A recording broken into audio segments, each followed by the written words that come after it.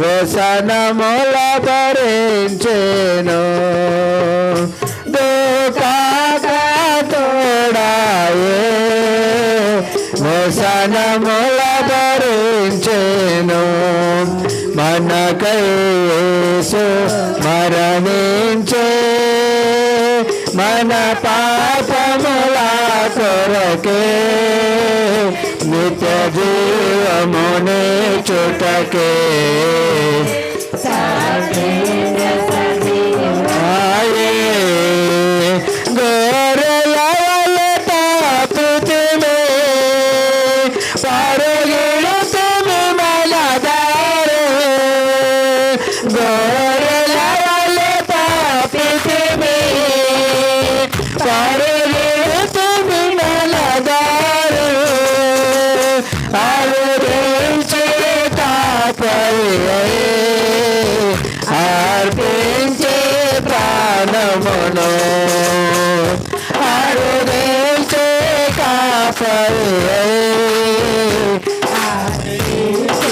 ప్రాణమును మనకై యేసు మరణించే మన పాపముల కొరకే నిత్య జీవమునే చుటకే సాతుండ సజీవుడాయే నిత్య జీవమునే చుటకే సాతుండ సజీవుడాయే. అందరం కూర్చుందాం. దేవుడు 46 వచనం. అప్పుడు యేసు గొప్ప శబ్దముతో కేక వేసి తండ్రి నీ చేతికి నా ఆత్మను అప్పగించుకొనుచున్నాను. దేవుడి నామానికి మహిమ కలుగును గాక. గొప్ప శబ్దముతో ఆయన కేక వేసి ఏమంటున్నాడు? నా ఆత్మను నీ చేతికి అప్పగించుకుంటున్నాను అంటున్నాడు. నిజంగా ఈ యొక్క మాటల్లో మనం చూసుకున్నప్పుడు 6 మాటలు కూడా అయిపోయి ఉంటున్నాయి. ఎన్ని మాటలు అయిపోయినాయి? 6 అయిపోయినాయి. 6 మాటలు అయిపోయిన తర్వాత ఇప్పుడు 7వ మాట వస్తుంది. దేవుడు సృష్టిని చేసినప్పుడు ఎన్ని రోజులు చేసినాడు? 6 రోజులు చేసినాడు. 7వ రోజు విశ్రమించాడు. ఇక్కడ కూడా శిలువ మీద యేసు ప్రభు 6 మాటలు పలికిన తర్వాత 7వ మాట పలికి ఆయన విశ్రమించాడు, లేక విశ్రాంతిని తీసుకున్నాడు. ఇక ఆయన తండ్రి యొద్దకు చేరుకున్నట్లుగా మనం చూడగలుగుతుంటున్నాం. దేవుడి నామానికి మహిమ కలుగును గాక. ఈ 7వ మాట చాలా విలువైనటువంటిది. అంటే 6 మాటలతో పోల్చుకున్నప్పుడు ఈ 6 మాటలకు అర్థాన్ని ఇచ్చేదే 7వ మాట. ఈ 7వ మాట తండ్రి నీ చేతికి నా ఆత్మను అప్పగించుకుంటున్నానని చెప్పి ఆయన బహు గొప్పగా బలముగా ఈ మాటను మాట్లాడుతున్నాడు. ఒకసారి మరలా మనం చదువుకుంటే ఆ మాటలో ఏమనంటున్నాడంటే, మొదటగా ఆయన గొప్ప కేక వేసి అనే మాట. ఆయన గొప్ప కేకను వేసి ఆయన తన ఆత్మను తండ్రికి అప్పగించుకున్నాడు. ఇక్కడ ఈ యొక్క విషయాన్ని మనం గమనించినట్లయితే గొప్ప శబ్దము, గొప్ప కేక ఎప్పుడు వేస్తాం? మనం ఎప్పుడు వేస్తాం? ఏదైనా సంతోషం కలిగినప్పుడు గట్టిగా కేకలు వేస్తారు కదా.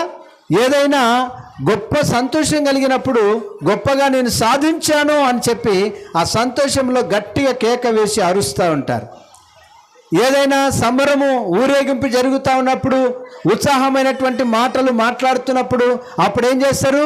గట్టిగా కేకలు వేసి నినాదాన్ని పలుకుతూ ఉంటే అందరూ కూడా గట్టిగా కేకలు వేస్తూ ఉంటారు. యేసు ప్రభు ఇప్పుడు సంతోషంగా ఉన్నాడా గట్టిగా కేక వేయడానికి? దుఃఖములో ఉన్నాడు, లేదా ఆయన మరణించడానికి సిద్ధంగా ఉన్నాడు. అప్పటికే ఆయన ఆ శిలువ మీద ఎన్నో గంటలు వేలాడుతూ ఉన్నాడు. శరీరంలో రక్తం ఏమి కూడా లేదు, నాలుక దప్పిచేత ఎండిపోయి ఉన్నది. ఆయన ఎంతో వేదన పడుచు ఇక మరణానికి సమీపంగా ఉన్నటువంటి ఆయన గట్టిగా కేక వేస్తున్నాడు. ఏమని కేక వేస్తున్నాడు అనంటే, ఇదిగో మనం చూసుకున్నట్లుగా సంతోషం కలిగినప్పుడు గట్టి కేక వేయచ్చు. యేసు ప్రభుకి ఏం సంతోషం కలుగుతుందంటే, నేను లోకాన్ని జయించి ఉన్నాను, పాపికి విమోచన నేను ఇచ్చి ఉన్నాను, విడుదల ఈ మరణము ద్వారా దొరుకుతుంది కనుక తండ్రి నా చేతికి అప్పగించిన పనంతా కూడా నేను కరెక్ట్గా నెరవేర్చున్నాను, నేను చేయుటకు అప్పగించిన పనిని సమస్తం కూడా నెరవేర్చున్నాను కనుక నేను విజయాన్ని పొందుకుంటున్నానని చెప్పి ఆయన ఏం చేస్తున్నాడంటే గట్టిగా కేకను వేస్తుంటున్నాడు. దేవుడి నామానికి మహిమ కలుగును గాక. ఆ కేకను వేసి ఆయన ఏం చేశాడంటే, తండ్రి నీ చేతికి నా ఆత్మను అప్పగించుకుంటున్నాను. ఆయన శిలువ మీద దాదాపుగా ప్రతి దొంగ కూడా మరణించాల్సి ఉన్నది. ఒకవేళ ఎవరైనా మరణించకపోతే వాళ్ళను అక్కడ ఉన్నటువంటి సైనికులందరూ కూడా ఏం చేస్తారో తెలుసా? వాళ్ళ దగ్గరికి వచ్చి వాళ్ళ కాళ్ళను కట్టెలు తీసుకొని లేక వారి దగ్గర ఉన్నటువంటి సిపాయిల దగ్గర ఉన్నటువంటి ఆ బల్యములతోన దాన్ని ఏం చేస్తారంటే ఆ కాళ్ళను విరగ్గొడతారు.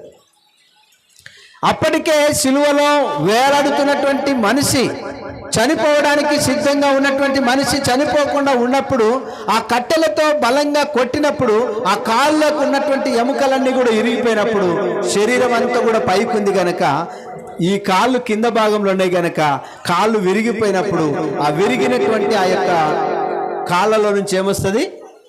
రక్తము ధారపాతంగా వస్తుంది. ఇక ఉన్న రక్తం అంతా కూడా కారిపోయిన తర్వాత మనిషి బ్రతుకుతాడా? బ్రతకడు.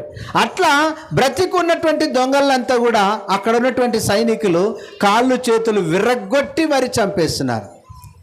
దేవుడు లేఖనాన్ని నెరవేర్చవలసి ఉన్నది గనక ఆయన వెముకలలో ఏ ఎముక కూడా విరవబడలేదు. లేఖనం నెరవేర్చబడాలి. ఒకవేళ ఆయన గనక తన ప్రాణాన్ని తనంతకు తాను తండ్రికి అప్పగించుకునే శక్తి ఆయనకు లేకపోతే, మరలా దాన్ని తీసుకునే శక్తి ఆయనకు లేకపోతే ఆయన మరణించలేకపోయిండే. ఆయనంతలకు ఆయన మరణించలేడు గనక ఇప్పుడు సైనికులు వచ్చి ఆయన కాలు చేతులు విరగొడితే లేఖనం ఏమవుతుందంటే నెరవేర్చకుండా పోతుంది.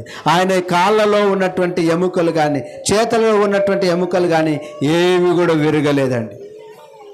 ఆయన ఎవరు కూడా చంపలేదు. ఆయనంతలకు ఆయన తండ్రికి తన ఆత్మను అప్పగించుకున్నాడు. మనం ఎప్పుడైనా దూరదేశం వెళ్తున్నాం అనుకోండి, ఇంటి పక్కల వాళ్ళకి ఏమి ఇచ్చిపోతాం? మనము తాళం ఇచ్చిపోతాం. ఒకవేళ మా వారు ఎవరైనా వస్తే తాళం ఇవ్వండి అని చెప్పి ఇచ్చినటువంటి తాళము మరలా తీసుకునే అధికారం మనకు ఉందా లేదా? ఉంది. యేసు ప్రభు కూడా తన ప్రాణాన్ని తండ్రికి అప్పగించడానికి ఆయనకు అధికారం ఉన్నది. కనుకనే ఆయన తన ప్రాణాన్ని తండ్రి నా ఆత్మను నీ చేతికి అప్పగిస్తున్నానని చెప్పి అప్పగించాడు. ఆయన మరలా 3వ రోజున తన ఆత్మను తను తీసుకొని శరీరధారిగా ఆయన మరలా పునరుత్థానుడై బ్రతికి 40 దినములు మరి శిశువులకు మిగిలినటువంటి పోతా ఉంటాడు. దేవుని నామానికి మహిమ కలుగును గాక. అలాంటి అధికారం కలిగినటువంటి వ్యక్తిగా ఇవన్నీ కూడా ఆయన సమాప్తం చేసి ఆ తండ్రి తన ఆత్మను దేవునికి అప్పగించుకున్నాడు. కనుక ఆయన దుఃఖముతో వేసినటువంటి కేక కాదు, విజయంతో నేను కార్యమునంతా కూడా తండ్రి చేతికి అప్పగించాను, నేను ఏది కూడా వదిలిపెట్టలేదు. మరి నేను శిలువ మీద ఉన్నప్పుడు తల్లిని కూడా మరి శిశువునికి అప్పగించున్నాను. ఇక నా బాధ్యతలన్నీ కూడా నెరవేర్చాను. ఈ రోజున నా ప్రాణము నేను అర్పించట ద్వారా ఈ పాప మానవము వారి యొక్క రక్తము, వారి యొక్క పాపమంతా కూడా ఆయన రక్తము చేత కడగబడుతుంది, అది శుద్ధి చేయబడుతుంది గనక ఇక ఆయనకు గొప్ప విజయం గనక అందుకనే గొప్ప కేక వేస్తూ ఆయన ఆ మాటను చెప్తా ఉన్నాడు. అందుకనే మనమందరము కూడా సజీవ యాగముగా సంపూర్ణంగా మన శరీరాన్ని మన ఆత్మను తండ్రికి అప్పగించుకోవాలి. అట్లా ఎవరైతే అప్పగించుకుంటారో వారు తర్వాత యేసు ప్రభు మరణం నుండి లేపబడినట్టుగా వారు కూడా పాపములో నుండి లేపబడిన వారై వారు మరలా 2వ మరణంలో వారికి అధికారం లేకుండగా వారు తండ్రితో నిత్యము యుగయుగములు సంతోషంగా ఆనందంగా జీవించడానికి అది గొప్ప శక్తి అయి ఉంటున్నది. కనుక మీరందరూ కూడా యొక్క సమయంలో మీ యొక్క శరీరాలను మీ ఆత్మను తండ్రికి సజీవ యాగంగా అర్పించుకున్నారా? ఒకవేళ అర్పించుకోకుండా ఉంటే ఇదే మిక్కిలి అనుకూల సమయం. ఆయన శిలువ మీద వేలాడుతున్నటువంటి ఆ దృశ్యాన్ని అంతా కూడా మాటల రూపంలో మీరు విన్నప్పుడు మీకందరికీ కూడా అర్థమైపోయి ఉంటుంది. ఒకవేళ ఇంకా ఎవరైనా సజీవ యాగంగా అర్పించకపోయి నామకార్థంగా ఇంకా ఏదో అరకొరగా జీవిస్తూ ఉంటే నేడే మంచి దినము, అనుకూల సమయం గనక మీరందరూ కూడా మీ శరీరములను మీ ఆత్మలను తండ్రికి సజీవ యాగంగా అర్పించుకోవాల్సిందిగా తెలియజేస్తూ వాక్యాన్ని ముగిస్తుంటున్నాను. దేవుడు తన పరిశుద్ధ వాక్యాన్ని దీవించి ఆశీర్వదించును గాక. ఆమేన్. ప్రార్థన చేసుకుందాం. ప్రార్థన చేసుకొని ఈ యొక్క సమయంలో ఒక తీర్మానంతో కోడికను మనం ముగించుకుందాం. చివరి యొక్క సమయంలో ప్రార్థన చేసుకుందాం.